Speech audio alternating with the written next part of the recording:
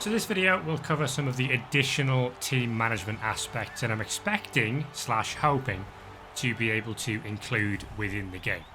The point of this is to try and make the bit between playing Blood Bowl matches a bit more interesting and interactive, but also simulate that spinning plate element of trying to manage a locker room of players with their own ambitions. So on a basic level, roster management is generally pretty simple in a standard Blood Bowl league. You decide what players you want to keep, what players you want to fire, how you want to level them, all that sort of thing. And you have complete free reign to do whatever you want. In the ZFL, that is not strictly true. Your players are treated as if they are actual employees of your team. And that comes with some positives, but also some negative sides as well. It means that your players have both rights and ambitions of their own on the field and in their careers. Now, it goes without saying, this feature will be quite experimental, and I'll probably need to chop and change this around quite a bit to find which bits are fun, which bits are not fun. But hopefully, on the whole, it'll be a positive thing. So one of the main things you'll have to manage is player happiness. Part of your job as coach will be keeping your players happy and on side.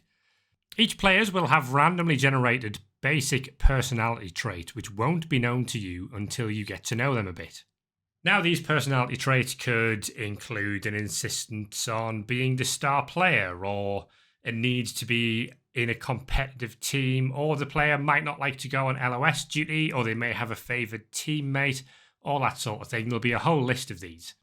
And as players are added to rosters, they will have personalities generated, and that personality will stick with them while they exist within the game world. Unhappy players are more likely to want to leave your team at the end of their contract, and they may even generate negative game world events that you'll have to deal with. So the more you can keep players happy, the fewer problems you'll have to deal with. Now, there's a player happiness scale that will be in play. You won't be able to see this as an exact number straight away, but you'll have a rough idea of where each player is in your team in terms of their happiness. A happiness score of 0 is considered neutral. The player neither really likes you nor dislikes you and is relatively satisfied with their standing within the team and how they're getting on. The more that number goes up, the more the player is happy with how you're doing and their role within the team. And the more that number goes down, the more the player is dissatisfied with how you're doing and indeed their role within the team. This information will always be available to you in your team roster, which will be kept track outside of game in a spreadsheet. There's various factors that can add or remove player happiness automatically. In-game events that will appear can do this, but also tactics cards can force you to add or remove happiness from players depending on how you do. Another point to add here are influential players. So on a basic level, the 5 players on your team at any given time with the most SPP earned across their career are considered your influential players. And this is basically a tag that they'll have on the team roster. These players are considered to have a lot of sway in the locker room. The star players, the rookie players, look up to them. So it's most important to keep these players on side. Unhappy influential players are more likely to trigger negative game world events, but equally, having happy influential players might dissuade non-influential players from causing you any problems. Worth noting that rookie players, as in level 1, can never be considered influential players. So if you've got a bunch of players tied on 2 SPP earned across their whole career, none of them will be considered influential players. Now, more stuff to manage are player contracts. The ZUP exists, or the ZUP, that is the ZFL Union of Players. Never pretend a Blood Bowl team are good at acronyms. So the ZUP pride themselves on ensuring that players have career safety nets and as healthy a working environment as it's possible to have on a Blood Bowl field.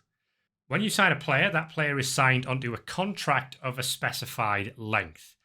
That's measured either in matches or seasons. Now, it will be possible to sign players onto rolling game-by-game contract, but the downside of doing that is that a player can leave whenever they want to. You can fire them whenever you want if they get injured, but equally, the player, if they end up unhappy, can just choose to leave the team at any given time, and you would be forced to fire them. If a player is committed to a longer-term contract, that player's contract must be adhered to. If you want to fire that player before the end of their contract, you would have to pay out compensation equal to the value of their remaining contract, and that would be tracked on your team finance ledger. Equally, you'll have to negotiate contract renewals, which is part of the reason you'll want to keep players on side and happy. Unhappy players are unlikely to want to renew their contract with your team, so at the end of the season, you may lose players to other teams if they are not happy with how they are doing. Finally, I mentioned there the team finance ledger. This is also tracked within your team Google Sheet document. Every team will have one of these sheets for individual coach use, and there'll be a more public sheet that includes things like league standings, stats for players, and all that sort of thing. Various events or actions taken by your coach during the season can accrue additional costs to the team, but there's also other ways to make money, which is very handy. All of these things will be tracked on a financial ledger. It's a basic spreadsheet just tracking the income and expenditure accrued over the course of the season, and don't worry, this will all be tracked for you. The most important bit for you to keep an eye on is the cell labelled Forecast Treasury. This will advise how much money you're expected to have at the end of the season based on current incomings and outgoings. So, as an example, if you do choose to fire a player before the end of their contract, the cost of that contract will go onto your team's ledger, and you'll be aware of how much money you'll need to make up in order to get that paid off. Your team must have enough spare treasury in the bank at the end of the season to cover all of these costs. If not, you may be forced to sell your star players to other teams to make ends meet. Now, worth pointing out as well that any team treasury earned in the game can be transferred over to this ledger to help cover those costs. But of course, you then wouldn't be able to spend it in the game, so we would do that by hiring and firing linemen to simulate adding those costs back into the ledger. All of this will, of course, be explained in a bit more detail in the rules document, which I'm going to try and keep as short as I possibly can. Famous last words. All right, if you're still sticking with this, the next video will go over the league structure of the ZFL.